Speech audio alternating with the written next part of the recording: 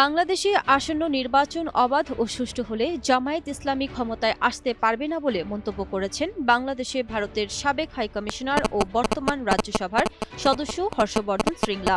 23 জানুয়ারি পশ্চিমবঙ্গের দার্জিলিংয়ে সাংবাদিকদের সঙ্গে আলাপকালে এই মন্তব্য করেছেন তিনি। আগামী 12ই ফেব্রুয়ারি বাংলাদেশে জাতীয় নির্বাচন অনুষ্ঠিত হওয়ার কথা রয়েছে। তার আগে দার্জিলিংয়ে এই নির্বাচন ও বাংলাদেশের টি-20 বিশ্বকাপ বর্জন নিয়ে কথা বলেছেন ভারতের সাবেক হাইকমিশনার হর্ষবর্ধন শ্রীংলা। বাংলাদেশের অন্তর্বর্তীকালীন সরকারের বিষয়ে তিনি বলেন, যারা অন্তর্বর্তী প্রশাসন চালাচ্ছেন তারা নিজেরাই সেই অবস্থানে বসিয়েছেন, তারা নির্বাচিত নন। এই প্রশাসন এমন কিছু সিদ্ধান্ত নিচ্ছে যা জনগণের কাছে গ্রহণযোগ্য নয়।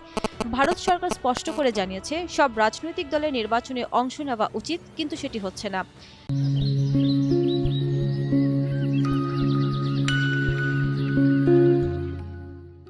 নির্বাচনে জামায়াতে ইসলামীর সম্ভাবনার বিষয়ে সাংবাদিকদের প্রশ্নের জবাবে শ্রীংলা বলেন, অবাধ ও সুষ্ঠু নির্বাচন হলে ইসলামপন্থী দলটি ক্ষমতায় আসতে পারবে না। যদি নির্বাচন অবাধ ও সুষ্ঠু না হয় এবং কারচুপি হয় তাহলে তারা ক্ষমতায় আসতে পারে, না হলে তাদের ক্ষমতায় আসার সম্ভাবনা কম। দলটির ভোটের হার 5 থেকে 7%, তাও আবার অন্য রাজনৈতিক দলগুলোর সহায়তায়। বাংলাদেশের টি-20 বিশ্বকাপ বর্জনের বিষয়ে হর্ষবর্ধন শ্রীংলা বলেন, কোনো নির্দিষ্ট টুর্নামেন্টে বাংলাদেশের ক্রিকেট দলের অংশ না নেওয়ার সিদ্ধান্ত ক্রীড়া জগতের স্বার্থের পরিপন্থী।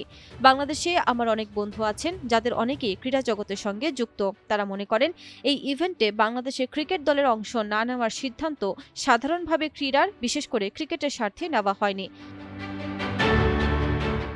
শ্রীংলা বলেন, বর্তমানে একটি অন্তর্বর্তী প্রশাসন, যারা নির্বাচিত নয় তারা বাংলাদেশ পরিচালনা করছে। এই ধরনের সিদ্ধান্ত ভবিষ্যতে বাংলাদেশের ক্রিকেটের ওপর নেতিবাচক প্রভাব ফেলতে পারে।